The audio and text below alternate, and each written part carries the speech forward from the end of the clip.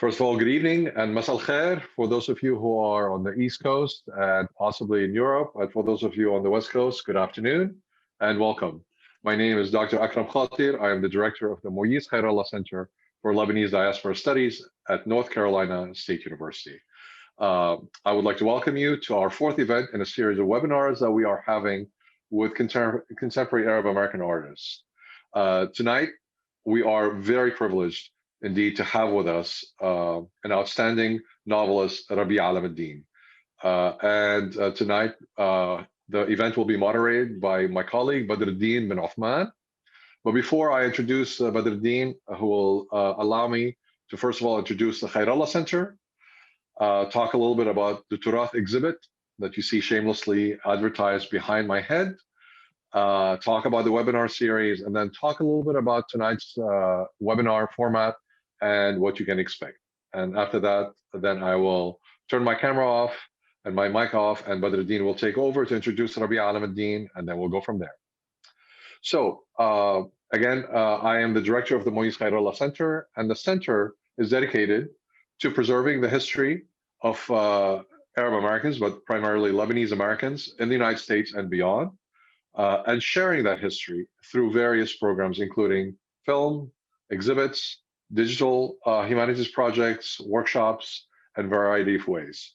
So that's our mission altogether, is to collect and archive the memories and history and to share it with the general public as well as with scholars. And in order to do that, as I said, amongst the things we do are exhibits. And one of these exhibits that we have designed is called Turath, the Arabic word for heritage. And Turath was designed, and then we published it as a virtual exhibit after COVID hit. Originally, it was going to be a physical exhibit.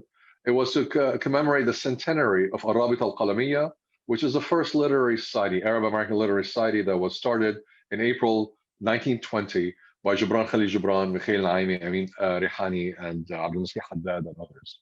However, what we wanted to do with Turath is not simply celebrate a group of men, rather we wanted to celebrate a long history of Arab American cultural contribution and production in the United States, starting from the 1880s forward. And so Turath is born out of that desire, and it tells the story of musicians, artists, performers, poets, writers, painters, who worked between 1880 and the 1930s, 1940s, and who basically not only changed Arabic language and Arabic literature in many ways and created the Mahjari school of literature, but also changed the United States itself and the cultural scene here.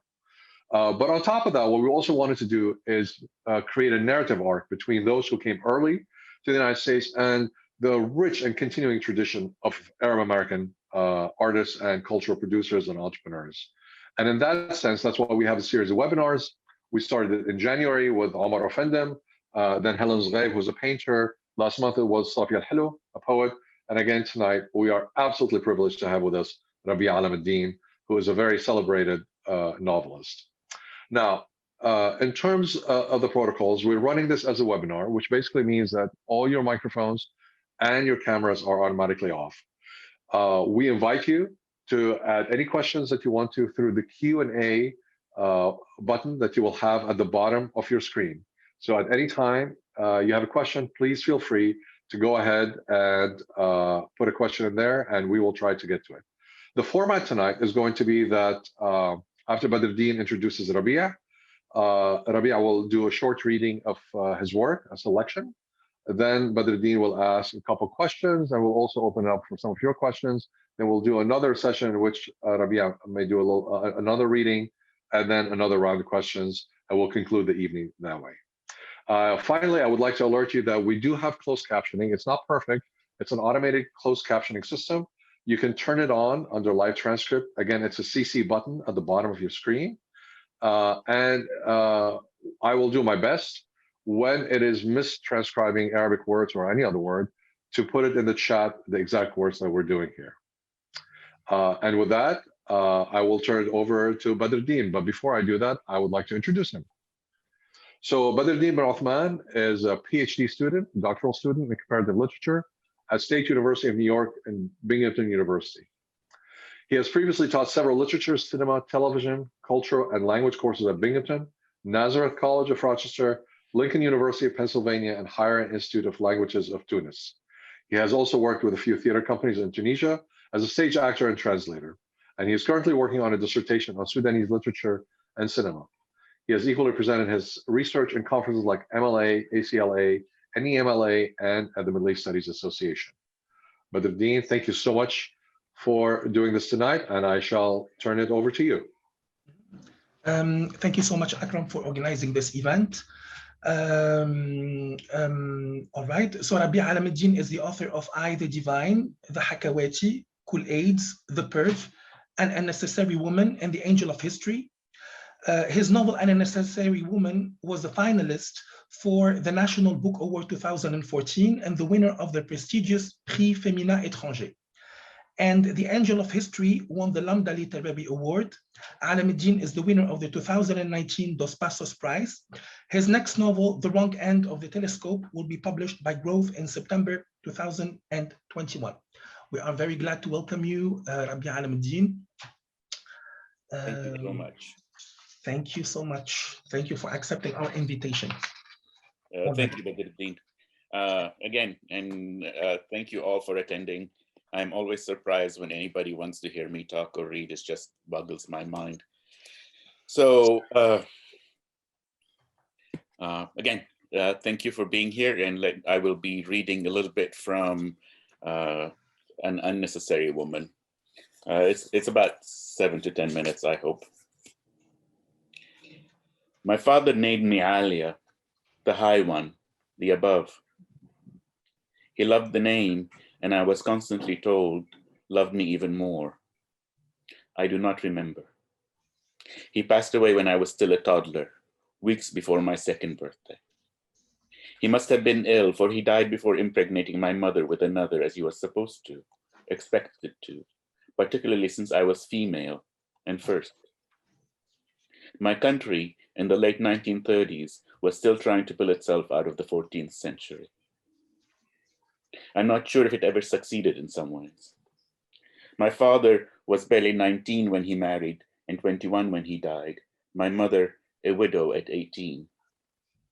They were supposed to spend eons together. It was not to be. What to do with the young widow? The families convened. My mother's family, having thought they had one fewer mouth to feed, now had 2 more. It is said that my maternal grandfather hinted that they were given a defective model. The families decided that the young widow would be married off to her husband's brother and try once more. 3 months after my father passed away, my mother knelt obsequiously before a sheikh and watched as her father and second husband signed the contracts. In time, I was presented with 5 half-siblings, none of whom I was particularly close to. 6 children, 1 room, 3 narrow, lumpy mattresses on the floor, horizontal martial arts battles during the night, yawning, bruised buddies in the morning. My uncle father was kind, if not particularly loving or affable. He paid little attention to his children, even less to me. I'm unable to recall much about him. I have no pictures of him, so in my memory his face is always obscured. In every evocation of a childhood scene, my stepfather's face is the least detailed, the most out of focus. When I think of him, my memory's eyes have cataracts. His sole remarkable trait was his unremitting passing of gas, which he had no inclination to control. Lunches and dinners, as the family sat on the floor surrounding him, were unbearable. The boys loved it, but I could barely eat after he broke wind. That's probably why I've been skinny all my life. To this day, there are certain human smells that make my stomach swirl. At his deathbed, on a night drunk with cicadas, as the family sat in his room, he called in each of his children to offer final wisdom, but he forgot to call on his youngest daughter, or me. The youngest was devastated, and all tried to comfort her. They surrounded her, cooed to her, smothered her with mollifying maxims, passed her their handkerchiefs. I wasn't distressed, and none comforted me. No one passed me a handkerchief, not even a tissue. He had no wisdom to offer me. No one in my family did. I am my family's appendix, its unnecessary appendage. I was married off at 16, plucked unripe out of school, the only home I had, and gifted to the first unsuitable suitor to appear at our door, a man small in stature and spirit. Marriage is a most disagreeable institution for an adolescent. We moved into this apartment, and it took fewer than 4 years for him to stand before me as the law required and declaim the most invigorating of phrases: "You are divorced." Nothing in our marriage became him like leaving it. The impotent insect stepped out of the door, and these floors have never had to feel his feet again. Young as I was, I shed not a tear. I did what my nature demanded. I cleaned and scrubbed and mopped and disinfected until no trace of him remained. No scent, not a single hair, not a touch. I removed the nails on the wall where he used to hang his dirty hat and his pungent pipes that he thought made him distinguished. With the needle and spool of thread, I repaired every hole in the doilies singed by the cinders of his pipe. I soaked the mosquito net in bleach. I did not wait for the smell of him to dissipate on its own. I expunged it. Before leaving this world, the listless mosquito with malfunctioning proboscis remarried twice and remained childless. Woman, you are divorced. Of course, you could have married over me and brought a second wife into our crumbly nest. Having more than one wife wasn't common in Beirut. Even then, he'd have been the only one in the neighborhood with 2 wives. But he could have done it. My mother wanted me to be grateful. He may have rejected me as a superfluous waste. He may have treated me as merely the dispensable product of his rib. But still, I should be appreciative. He divorced you. You can remarry a gentle widower, or maybe a suitor of women more seemly who has been rejected a few times. Consider yourself fortunate. Fortunate. For my mother, being a pathetic suitee was a cut above being a neglected second wife. She couldn't conceive of a world in which my husband didn't hold all the cards. In her world, husbands were omnipotent, never impotent. Mine thought of me as the cause of his humiliation and probably continued to blame his other wives. He couldn't risk having his women talk to one another. I would have loved to chat with his second wife or his third. Did he continue to wear his ridiculously large hat that cruelly emphasized his small head? In all the years of marriage, did you ever see his penis? Did that shrivelly appendicle ever reach half-mast? When did he surrender? When did he end his fumbling humiliation in the dark? Was it a year, 6 months, a couple? I hazard it was merely a month. He pursued the charade for 7 months with me. In The Science of Right, Kant wrote, "Marriage is the union of 2 persons of different sexes for the purpose of lifelong mutual possession of each other's sexual organs." Kant obviously hadn't met my husband. Of course, like Descartes, Newton, Locke, Pascal, Spinoza, Kierkegaard, Leibniz, Schopenhauer, Nietzsche, and Wittgenstein, Kant never formed an intimate tie or reared a family. As a young woman, I was so frustrated never to have seen a man naked that I used to wait until my husband snored before lifting the covers, lighting a match within the enveloping moom of the mosquito net, and examining his body under buttoned cottons. Ah, the disappointment of discovering a worm in place of the monster. Of this, I was supposed to be afraid. This, the forge of fertility. Yet I couldn't rein in my curiosity. Ecce homo. I looked every chance I had. By the light of a match, not a candle, because when quickly extinguished, its smoke was not as incriminating. The steady snores, the deep breathing, the lost world of sleep, never once caught, never discovered. 15 years ago at 61, my husband died, a solitary passenger on a public bus. his head leaning at an awkward angle against the murky window. The bus drove 2 full routes, passengers ascending and alighting before the driver realized he was keeping the company with a lifeless man. Sometimes death arrives quietly. Wanting to put him to rest once more, I attended his burial, his final interment. No keening or wailing at his funeral. In the open casket, he lay dead. Someone had combed his hair flat and awkward, as if he'd taken off his imbecilic hat. Seated all around me, the mourning women could not help but giggle and gossip. He had died with an erection that would not relent, priapism in the final throes, an irony worthy of Svevo. In death, Eros triumphed, while in life, Thanatos had. My husband was a Freudian dyslexic. Thank you. Well, thank you very much, Rabih, for this wonderful and very lively reading of An Unnecessary Woman. I'll start by asking a series of questions in relationship to your literary project. All right. So can you tell us a little bit about the story of how you chose to be a novelist? What are the significant events in your life that led you down to this literary path?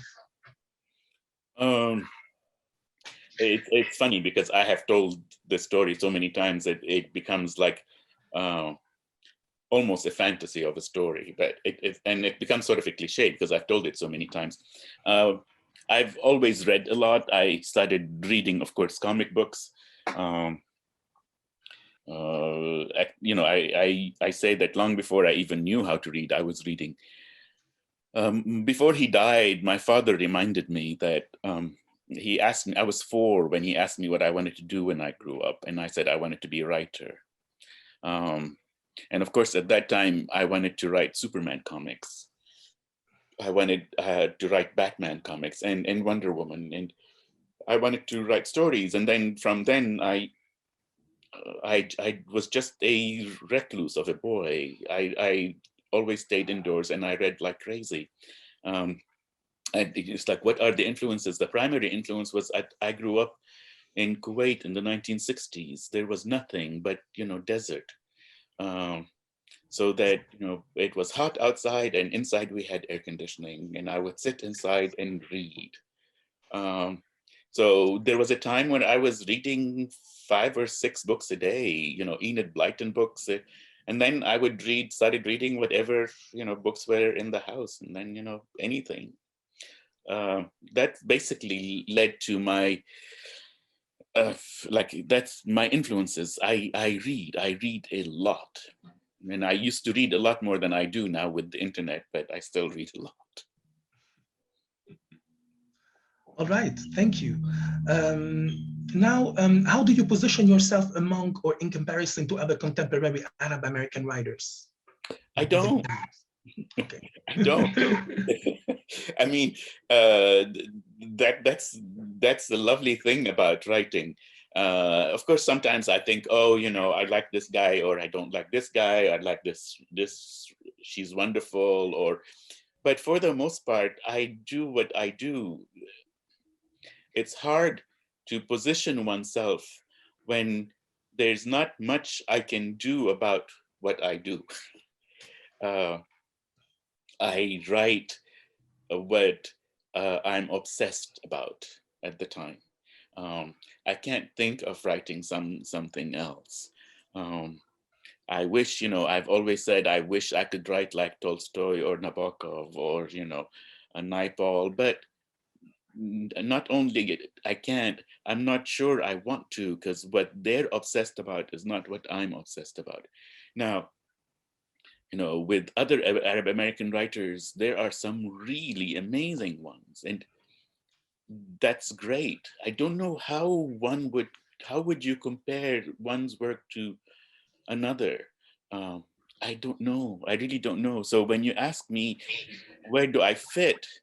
Let's just say that's not when I'm feeling healthy. By that, I mean when I'm feeling mentally healthy. that is not a concern. You know, I leave that to critics, to people who think about where does literature fit. I'm really more worried about, you know, writing my next book. That's the only thing that worries me. Luckily, I'm friends with a lot of the other Arab American writers. So you know, sometimes we get to talk about, you know, different things that we're doing, and I get inspired. But for the most part, it's not an issue. Yeah, it's not something that particularly preoccupies you. No, and I can't imagine how. You know, again, it's like I can't really. I try to think, how would I position myself? Who would, you know? It's like, is this a scale or something? Yeah. I don't know. Yeah. All right. Thank you. Yeah. So there is an interesting question from the audience. There is someone who's asking, can you tell us a little bit about when you published your first work, and when did you move from reading to writing? Sorry, I don't know how to turn this off.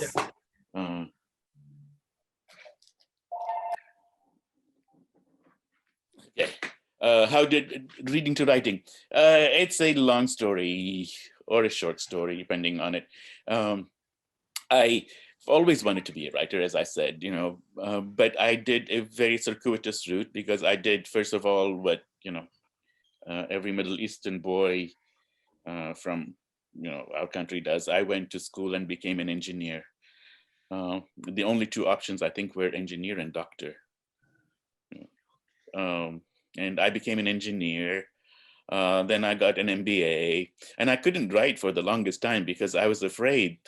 I was afraid that I wouldn't be very good, and that what I would write would embarrass people, and I was right about that. But so it took a long time. I started painting for a while, and I was relatively successful. But then one time, I was really upset. I was in a relationship, and I got dumped, and by someone who allegedly was writing a book, and it was terrible.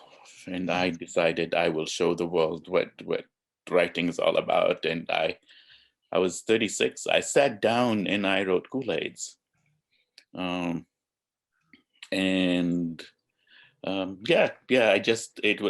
one of the lucky ones, you know. I wrote a book, it got published, it went through slush piles, and just, yeah. Nice. So it started with a personal story. Yeah, well, yes. Also, I jokingly always say, you know, writing is the best revenge. You know, you can, you know, put all kinds of people in your book, or what I do, which is, I wrote a book with the one who dumped me. I wrote a book with him not in the book, and I think he drove him crazy. Right. Interesting. All right, so there is another question. So in Al-Hakawati and also in Unnecessary Woman and the Angel of History, your prose crisscrosses and interweaves Western and Middle Eastern cultural spheres and lives with disregard for supposed borders. For example, in one of your novels, you make clear parallelism between the rise and propagation of the AIDS epidemic in the US and the Lebanese Civil War. So can you speak a little bit about your own diasporic experience and how that informs your work? And also why there is always this, you know, sort of parallelism between what's going on in Lebanon and the Civil War, and also the propagation of the, you know, AIDS epidemic in the United States. Okay, that's a wonderful question. But let me start by saying it is always difficult to say exactly how it informs. Okay, so I can't go, oh, this is this. My work is primarily a reflection of me. It's not primarily, it is a reflection of me. It's basically, I can't think of writing anything but me. And I am a product of, shall we say, multiple worlds. I grew up in Kuwait. I was born in Jordan, even though, you know, I packed my bags when I was 2 weeks old and never came back. I, you know, went to England. I've lived in San Francisco. I've had many, many influences. But even if not, Lebanon itself is a country where, you know, I know the cliches and the bad nostalgia about Lebanon are overwhelming, but it is one of the true things is it really is a meeting of East and West, or at least I should say in my family it was. You know, I grew up in a traditional Lebanese family with my father believing in traditional uh, Lebanese values, and at the same time, we were Westernized. You know, so there was this. I wouldn't say a culture clash. It was an amalgam of two disparate cultures, um, and it was very present in our family. So that at the same time as my father was telling me stories about, you know, this thing happening in the village, and you know, we had this driver from the village who was probably like the worst driver in the universe, but because he was from the village, we had to have him, and he would tell the weirdest parables and the strangest stories, and at the same time I was reading, you know, Tolstoy, so that these things came together in me. But also at the same time, I am a reader, and uh, I don't read one thing. I read from different cultures, from different, you know, I mean, I was reading African literature. God, remember I was 16. So that all these things have influenced me. But I cannot pinpoint and say, oh, this specific thing informed me. Um, you said that my work crosses borders, or it probably does, because in many ways I cross borders. I do not see myself as American. I do not see myself as Lebanese, although sometimes I see myself as, you know, Lebanese, and sometimes I see myself as American. But for the most part, I don't belong anywhere. And I think that's reflected in my work. Yeah, and maybe can you tell us a little bit more, why did you focus on describing or talking about the theme of AIDS, you know, in your work? Is it something you know, important for you? Of Is course, there any particular story I, that you wanted to I portray? am a gay man who went through the AIDS crisis in San Francisco. My friends were dying. I cannot tell you, I lost count. You know, by 1984, I had lost count how many people had died. I played on a gay soccer team whose half the team had died by 1996. So it was a big deal. How I associate the AIDS crisis to the Lebanese civil war is easy. I mean, because I went through both. But primarily, I was interested in the whole idea of crisis, and what happens during crisis, and how the world can just turn and pay no attention. So during the 80s and 90s, I would go to Lebanon, and there'd be a civil war and nobody gave a shit over here. And I would come back to San Francisco and people were dying and nobody gave a shit over here. And I was fascinated by this whole thing of what I would call a comatose society, where, you know, as long as their program was on TV, everything was fine. And that those of us who were in crisis had to be awakened quickly. And I mean, I find it, like I said, fascinating, particularly going back to Lebanon, is that as soon as the civil war was over, you know, everyone went into a coma again. It's like, and necessarily so, but it's as if it's been forgotten. I mean, again, yesterday was the anniversary of the beginning of the war. You know, I mean, nobody remembers anything, and I find that fascinating. It's the same with the AIDS crisis. All right, yeah, this is very interesting. All right, yeah. So there's also another question that I'm interested to, you know, ask, even though there are many questions, you know, from the participants here. So, how does your sexual identity inform your creative process? And What do you think about the popularity of, new or certain transnational queer Arab writers, for example, like Salim Haddad?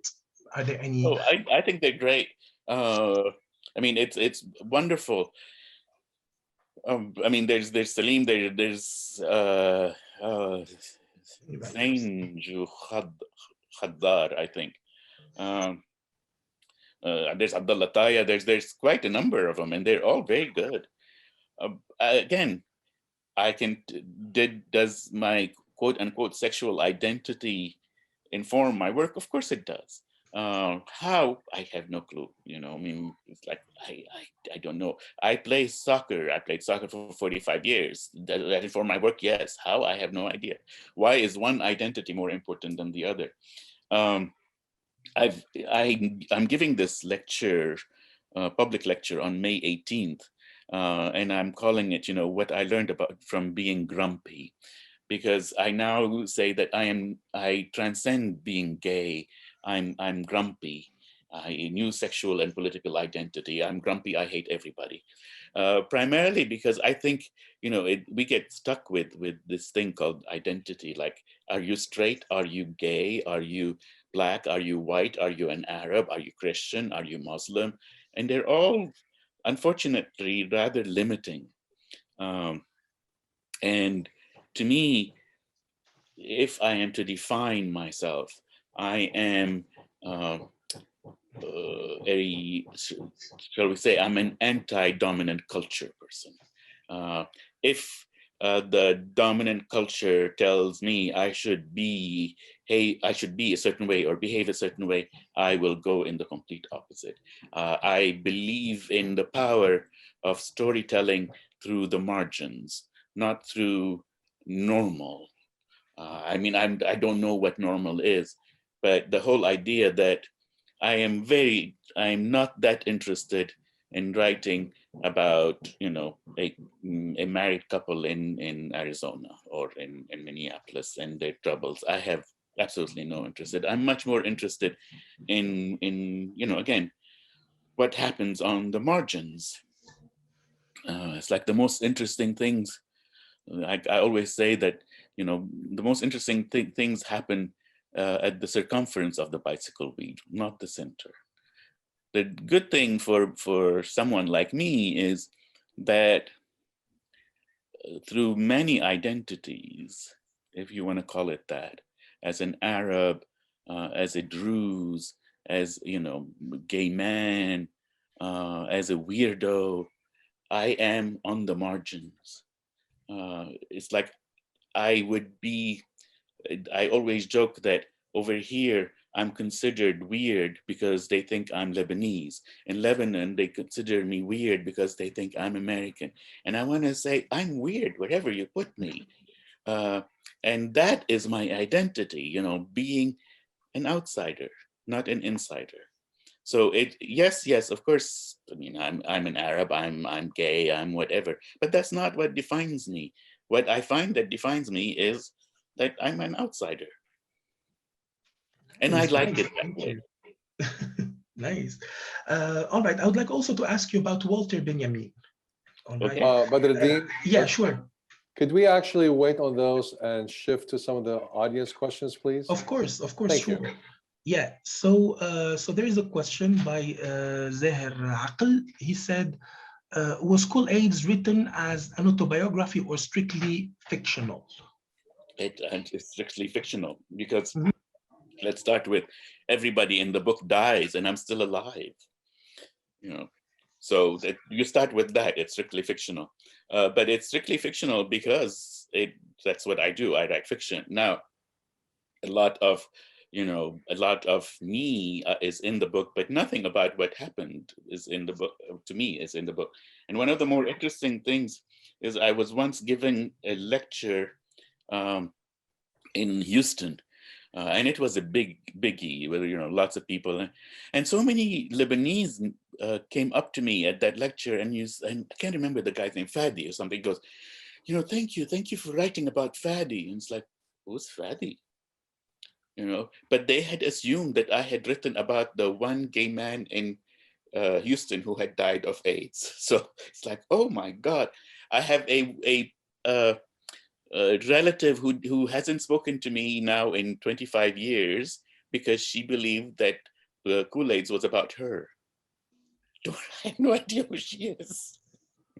I really don't remember her, but everybody tells me that, she tells everybody that she's not speaking to me because, it's fiction. It's completely fiction. And luckily, people read it and believe it. All right, thank you. There is another question by Ali Saleh. He says, can you please ask Rabih how some of his favorite Arab American writers are? Thank you. Or who are some of his favorite Arab American writers? Oh, God. Put me on the spot. Rawi is wonderful. Layla is lovely. She's the one that I just read, but she's not Arab American. She's French Moroccan. Layla Slimani. Yeah, Layla Slimani. I thought that book about the nanny was mind-bogglingly good. It was really, really good. Who else? Rawi Haj is really great. Yeah. Salim Haddad is great. Again, it's difficult because we could go, who else? Tell me and I'll tell you. I can't remember anybody. I'm sorry. Yeah, you mentioned also my favorite writers. I really admire Rawi Al-Haj and Layla Slimani, and also Abdallah Taye. I find him extremely interesting in all these new generation of queer Moroccan writers. I agree. Yeah, exactly. Rashid O and all these writers, they have very interesting voice. I have to say, I am really fascinated by the new movement or not new movement, but sort of the new North African writers writing in French. Mm-hmm. I find them fascinating. They're really doing really good work. But again, the Arab writers here writing in English, I think, are doing really amazing work. Mm-hmm. Yeah. Definitely. So there is another question by Fatah Farlak. Considering your personal story from Lebanon to the UK and the US, do you feel a misfit in places where you live? Of course. I mean, again, that it's a two thing. I mean, it's a double-edged thing. I feel like a misfit, but I also fit in almost every place you put me in. It's just, what part of me are we talking about? And I think it's hard to explain. One of the great things about being a writer is the ability to hold two opposing thoughts at the same time. And sometimes they can be contradictory. I mean, they're opposing things. So that I can feel that I do not belong somewhere, and at the same time feel that this is where I belong. And it's very, very apparent in a place like Lebanon, where, I'm there for much of the year these days. And when I'm there, I feel that, that this is my place. And at the same time, I feel like a stranger, like I'm on Mars or something. So it's it happens at the same time. Yeah, interesting.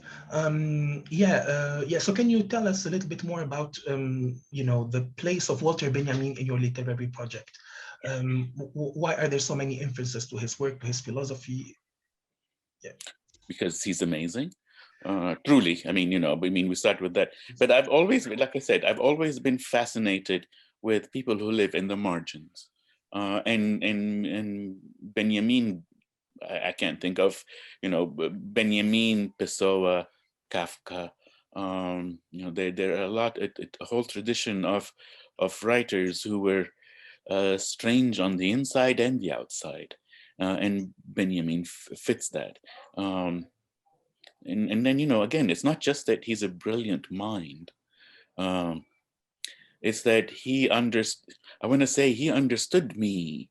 He understood, he and Pessoa and Kafka, as a threesome, they understood what it was like to be odd, to choose to live a life that, you have one foot in this world and one foot in, for lack of a better word, in your own psyche. So that you're both participating in this world, but also not, you're observing. And I would say that I'm not sure there has ever been a better observer of life than Benjamin, as an observer. All right.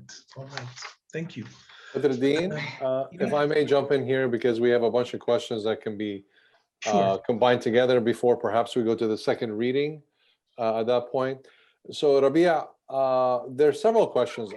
I'm counting about 4 that really are asking if you can delve a little bit more about your personal connection with the Druze community, your Druzeness, if you want to put it in those terms, and the various characters and novels that you have inserted that in, because you're one of the very few writers that actually openly puts in Druze characters and deals with Druze identity and community and so on and so forth.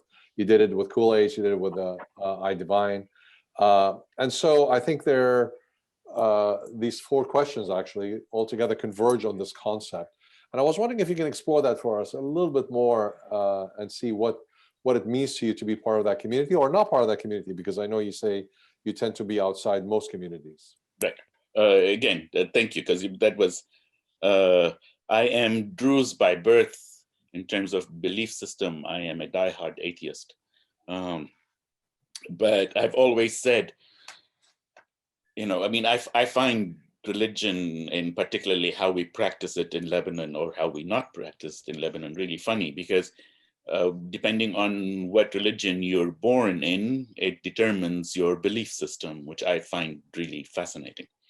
But what I feel really grateful that I was born a Druze for a number of reasons, and it has influenced me. And one of the most important is that, the Druze believe that you have to reach a certain age of wisdom before you tackle the idea of God and religion, so that as children we're not indoctrinated into any certain belief system. You have their moral code and everything, but there's no priest or cleric to come and tell you, no, don't do this. And I found that really helpful. But I also love the idea of, the spiritual life and the practical life, the Ben al-Ajawid and the regular people.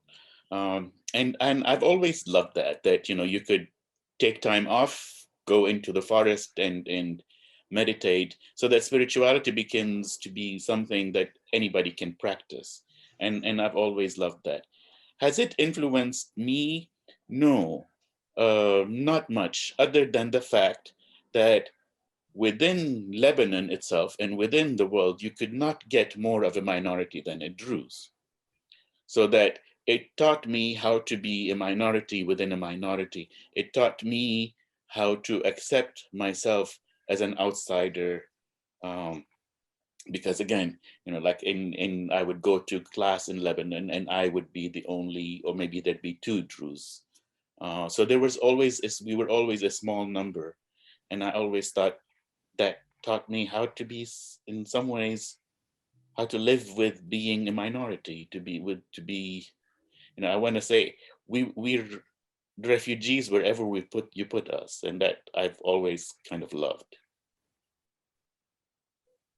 I hope that answers the question. Thank you so much, Rabih. I think we can turn over to you again for a second reading, and then Dean will finish the questions, and we'll have some more questions. Okay. Speaking of Druze, we'll do this one.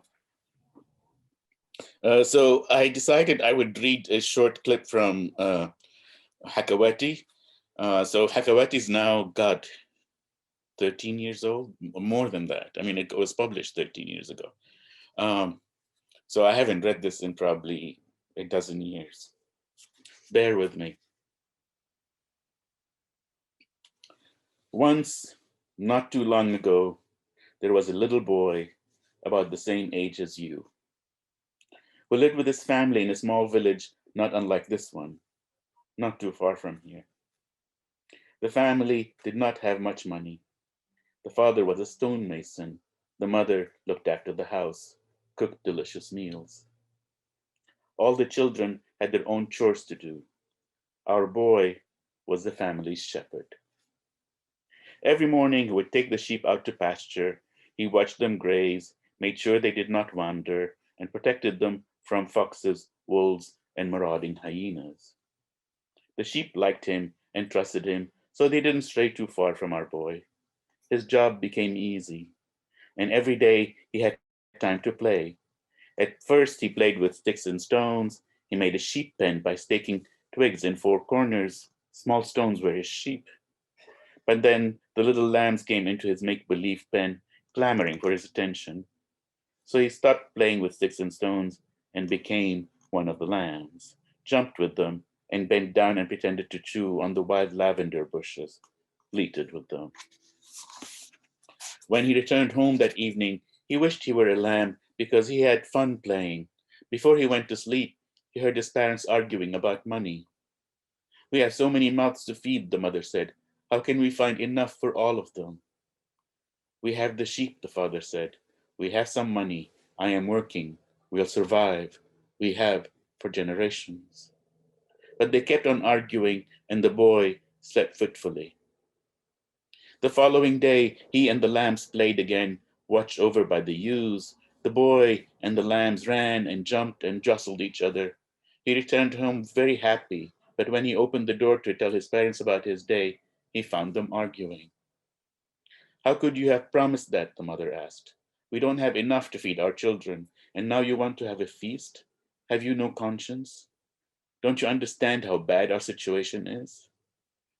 "How dare you?" the father yelled at the mother. "This is the Bey we're talking about. It's an honor. When he comes here, the house will be blessed. I don't understand how you can think of not wanting him in your home. Most people would die for the opportunity." The mother whispered, what has the Bey done for my family?" The father slapped the mother. The boy ran into his room. Before he fell asleep, our boy prayed. He wished he were a lamb and could play all day without any worries. He wished his family could be happy. He wished that he could be the one to provide them with happiness. He loved his family so much. He woke up the next day in the sheep pen. He looked around and saw all his friends, the other lambs, happy that he was in their midst. Finally, one of them. They bleated in joy. All of them pranced up and down. The father and mother came out of the house together and walked toward the pen. "Danger, danger," said the eldest ewe. "The evil ones are here." "No, no," said our boy. "They are not evil. They are my family." "When those two show up together," another sheep said, "one of us disappears." The father and mother came into the pen. They tried to figure which lamb to pick. "Look at me," the boy yelled. "Look at me, look at me." "This one," the mother said. "He is noisy." "He looks plump and juicy," the father added.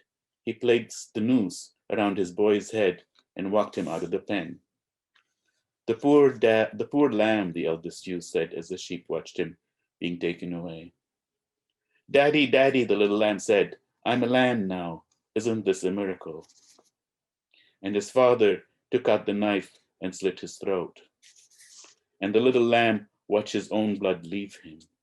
And the father cut off his head. And his father hung him from his ankle to drain him. And his mother began to skin him with her own hands. She would lift a small part of his skin and punch between the skin and body, lift, punch, until she finally cut the last attached skin at his ankles. And she chopped off his feet and hands. And she took out all of his insides. And his mother cooked him over a slow-burning fire. His father waited His mother cooked. His brothers helped set up the large table under the giant oak. The sisters cleaned the house and cleaned and cleaned. They got dressed in all their fineries. By lunchtime, they were lined up waiting. The mother wondered where our boy was. His brothers suggested he must be daydreaming somewhere, as usual. He had gotten out of doing the chores, the sneaky brat. The family waited and waited and waited. Finally, the mayor arrived and said that the Bey had decided not to come to the village. The lamb was placed in the middle of the table. The whole family salivated. You outdid yourself, the father told the mother. This lamb was particularly succulent, the mother said, and the boy felt his father tear into him. Pass your plates, children, the mother said. We'll get to have a great meal for a change. And the boy felt his brothers bite into his flesh. He felt his sisters chew sumptuous pieces of him. This tastes so good, his brothers said. The best meal we've ever had, his sisters said. And the mother brought out his stomach. The siblings fought over his intestines. You take this, my dear, his father told his mother. I know you love it. And you take this, my dear, his father told his father, for I know you love it. And I am happy, said the father. And I am happy, said the mother. And the boy felt his mother bite into his testicles. And the boy felt his father swallow a piece of his heart. And the boy was happy. Thank you. Well, thank you very much. Thank you very much, Rabia, for this very lively reading of your new novel. All right, so now we will move on to the second and last Q&A with the audience questions. All right. So there's someone who asked about the Druze. I think we already did that. Okay, what else? We already answered the Arab American writer's question, your position with Lebanon, UK, and the US. All right. Yeah, Akram? There is Elaine Veal and Marlena Daher. Those are the last two questions. I dismissed all the other ones. All right. There is Elena. I did not receive them. I think that they... Okay, I can go ahead and ask that. Sure, yeah. And Rabia, I have to just quickly interject. That was an incredibly powerful and moving reading of one of your earliest novels. It's truly brought tears to my eyes, just the beauty of it, but also the, I don't know if one wants to say the savagery of the system, but it's just the contrast between the two is just between the violence being visited upon a body and then the sacrifice, almost Abrahamic in many ways. But thank you so much for that. So here are the questions. Elaine is asking about the women characters, and it says, you write about women characters so beautifully and with such an authentic voice in I, the Divine and Unnecessary Woman, from which you read, that speak with such feminine clarity. And the question really in many ways is this like something that is of essence to you, something that, you know, or to put it in other terms, how is it that you can find such an authenticity when speaking about femininity?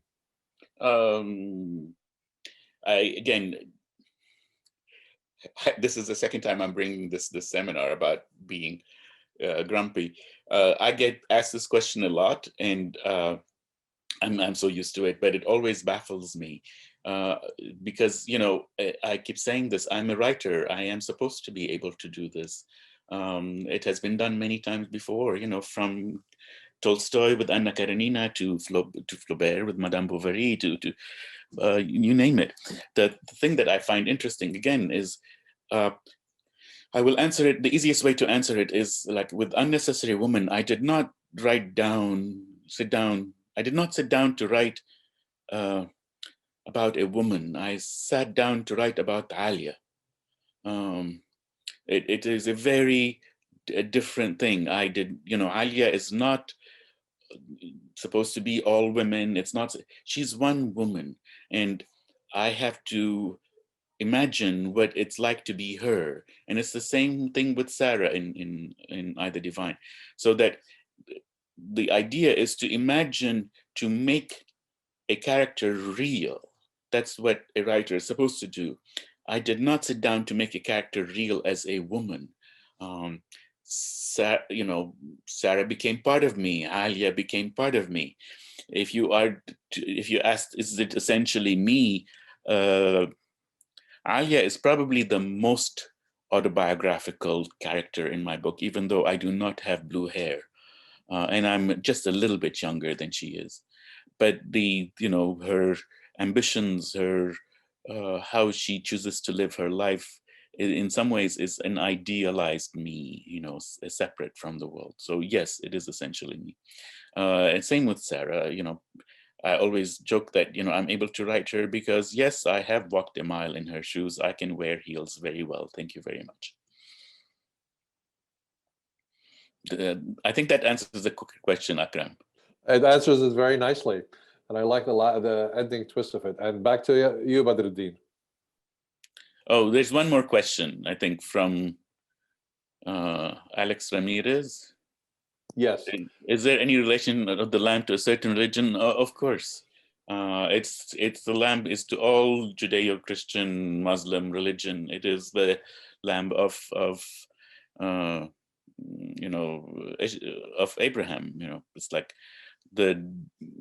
in every religion, and in Hakawati it goes over the story. In every religion that came out of the Middle East, Abraham was supposed to sacrifice his son because God told him to.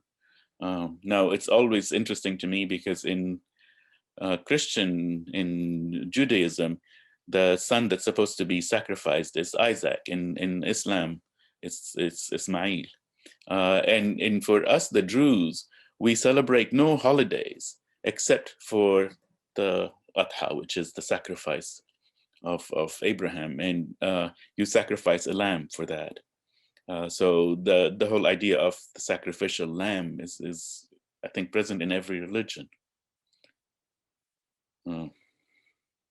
Thank you so much. We had a comment from one of our attendees who would like one of the questions about the Druze community to be asked very specifically. So I'm going to read it word for word what that was asked, one of the questions anyway. As one of the few Arab American authors to incorporate Druze characters into your work, can you tell us about what motivates you to open a space for representation of the Druze and Druzeness in transnational American literature? Difficult to say. I mean, what motivates me? Primarily because I think, I've said it before that for me, what is really wonderful about the Druze is they're so weird.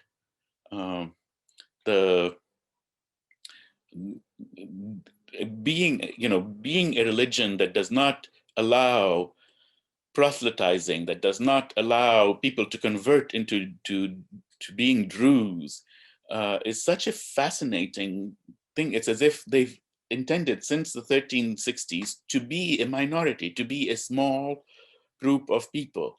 It always, I found it interesting that it's Jews who think that they're the chosen ones. And, for the Druze, we really, really are the chosen one. I mean, you ask any Druze and they're, that's like, you'd be lucky if you were someday born into the Druze religion. And I find that fascinating, again, because they're separate. They are separate from the rest of society. And I'm fascinated by that. I'm fascinated again by the history, by their beliefs.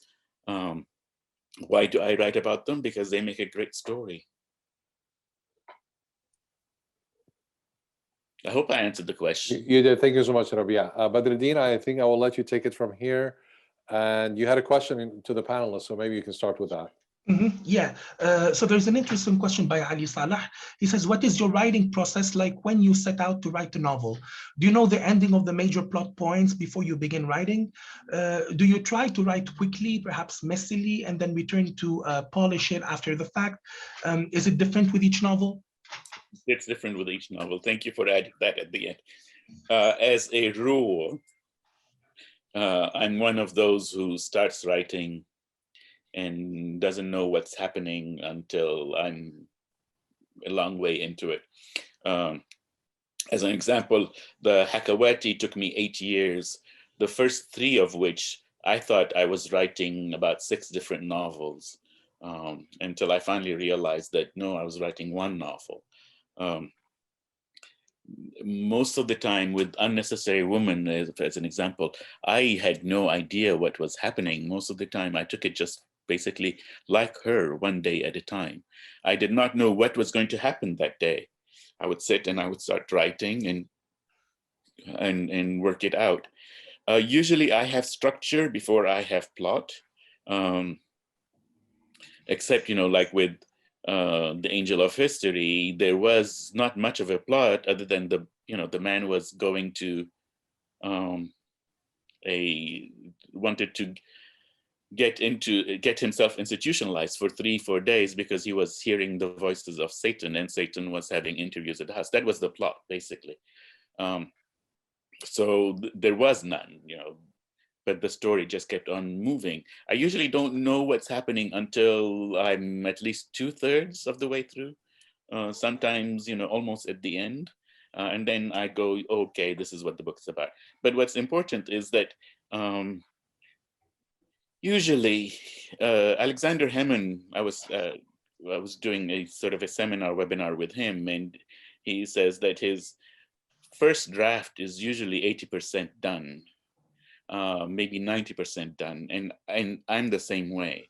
It's not that my first draft is brilliant, it's just that I start editing long before I reach the beginning, and that, I say I write 20 pages, they might suck, but I leave them, and then, I keep going, and then, you go back and you start editing. Once I start figuring things out, I go back in editing, so that by the time I'm done, I have edited it quite a number of times, so that I don't do drafts. I do 1 draft usually, but that draft goes through a lot of work. All right. So there is an interesting question that by Mona Karim. She said, she's also asking a question about the women characters. So she said, I wanted to build on the women characters and how or why you make them asexual. The women characters are asexual? Mm-hmm. I didn't see that. Alia was sort of asexual because she was much more of a recluse, but one of the primary scenes is, where she gets a machine gun in exchange for sex. I did not think that was asexual. And I don't think that Sarah was asexual. And my God, in Hakawati, the women are all sexual. Like Fatima was the sexiest thing in the universe. And then the other Fatima had sex with a jinn. What are we talking about? No, I don't know. I tend to find maybe, they're less sexual than some of the men because, sometimes I probably would find it hard to imagine how a woman has sex, and, but for the most part, I think it's very sexual. Sorry. Right. Thank you. Okay, Akram, do we still have time for other questions or?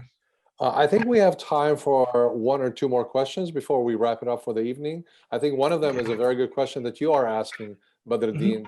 So perhaps you can ask that, and we'll let our audience ask the last question. Okay, sure. Yes. So can you tell us a little bit more about your new novel? What are the themes that you will explore? What are the aesthetic choices, the relationship between aesthetics and politics, probably? You mean the novel that's coming out now? Yeah. Well, the novel, ostensibly, the novel is about the Syrian refugees. And this is good talking about it because the book is coming out and I have to practice, explain what the book is about. So it'll come out a little jagged right now. I have worked with Syrian refugees since the crisis started. I've interviewed hundreds in Lebanon. And then I did in Istanbul and many other places. But then I went to Lesbos in 2016, and I, shall we say, had a traumatic experience, and that was what the book is about. about, loss and the loss that immigrants experience, the loss that refugees experience, and it is told from the point of view of a trans woman, a physician who goes to help. So it's what we leave behind, and how, again, I do have themes that are sort of leitmotifs that all my books go around, and one of them is, again, when we have such an amazing crisis and so horrifying, yet the rest of the world, goes on as if nothing has happened, and somebody like, what's his name, like let's just say the vice president and the president of the last administration, comparing them to Skittles, it's like, yeah. All right, thank you. So I don't know if, some of the participants still have some questions, because I finished all mine. Do you want to say something, Akram? Yeah, so let me just wrap up a little bit here. I'm just making sure that we don't have any more questions. It looks like we've got most of those answered. Oh, there's maybe 2 more. Okay, so let's see. Okay, so there's one last question, and I'm going to ask that. It's from Dina, and it reads, I'm going to read it exactly as it reads. When you say that you write what you are obsessed with, would you elaborate on what that means with a project like Kool-Aids or I Divine, Drew's identity, community, culture, and or upbringing? That is, what role does your Druseness play in those works? It seems to me that we have answered that question, but I'm going to give you the option, Rabih, to speak to that again if you feel like it. And after that, we will just wrap up the evening. Yeah, sure. Again, I do not know specifically how Druseness applies to it. Again,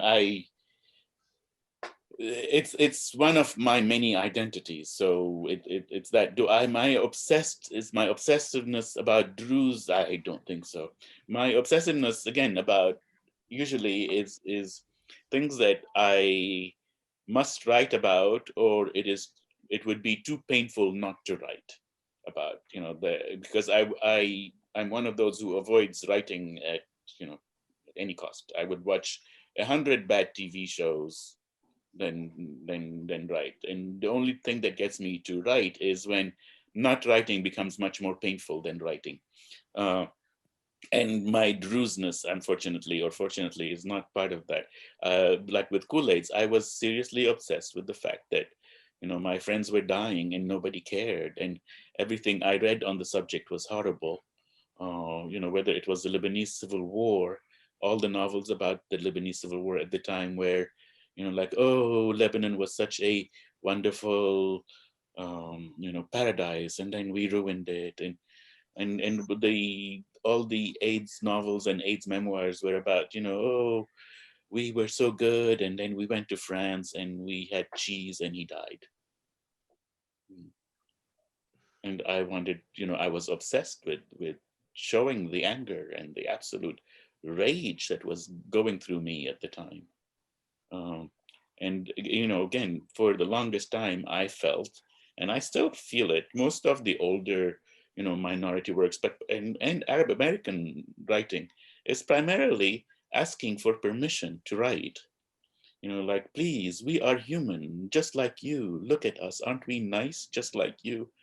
And I wanted to write a book that said, fuck that, fuck you. I'm not nice, and I don't like you, and let's talk about that. Oh, how's that ended?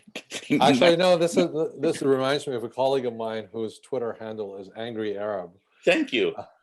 So because and the beautiful thing, and seriously, I mean, you asked me about this, the beautiful thing is now I'm not uncommon. There are quite a few people who are much angrier than I am and much better at being angry than I ever was.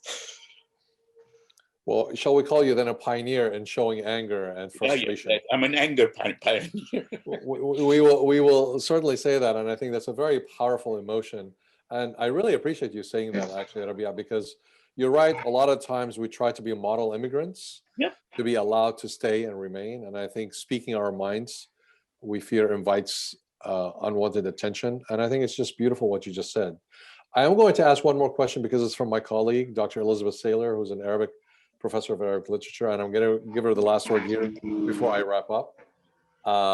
And she really actually wants you to elaborate a little bit more. She says, can you say a bit more about how you deal with trauma in your work? Do you see it as a trauma-informed narrative? Oh, I want to say that's a bad question to ask. I am obviously, I call it, I have a patina of sanity that I present that, oh, look, I know what I'm talking about and stuff, but underneath I'm a mess, you know. I'm traumatized as much as the best of them. And I always joke by saying that, you know, no, my books don't help me. I've been in therapy. I see my psychiatrist. I've been seeing him, you know, for 25 years or whatever. And my books exacerbate the problems enough that I have to talk about them in therapy. But is it trauma induced? I have to say probably yes. I've said it once before that I believe, you know, my life is always on the brink, that I'm sitting on an edge and about to fall. And I think that for me, this is what writing is about, is taking that next step and wondering whether you're going to fall down that abyss or not. And then going back to Benjamin or Pessoa. Pessoa was the one who says, you know, you just go to this little inn and stay there and wait till the carriage, you know, that carries you to the abyss passes by. So yes, but how specifically is it, you know, how am I traumatized? I mean, how can you not be? I've been shot at when I was in Beirut. We've lost everything over and over and over and over and over. And I mean, how many times? You know, it's like going through that bomb exploding in Beirut, or that was just so fucked up. And, you know, I do not know a single Lebanese who's not traumatized. And anybody who tells you they're not is either lying or luckily insane, like my sister is insane. You know, so yes, does it inform my work? Of course. How it informs my work, I do not know. Rabia, thank you so much for this beautiful discourse on the trauma, because you're absolutely right. As Lebanese and as Arabs in the Middle East, we watch in horror as many of these things are falling apart. And your words in dealing with these kind of traumatic events help many of us actually try to come to terms with it. I wouldn't say heal, because I don't know that there's a ease beyond that, but at least try to come to terms with it. And the fact that you are voicing this when there's a cone of silence far too often about things in our lives that we're, you know, and they hide it under the term survivors. The Lebanese survive, or the Arabs survive. Oh yeah, and we have parties. We have lovely. We go right. Shit. So thank you so much for your forthrightness, for your honesty in writing, and for your honesty in this conversation. We truly appreciate it. We have more questions, but unfortunately we're running out of time. So I wanted to thank you again. I wanted to thank Badruddin, who has been so kind and generous to be the moderator tonight.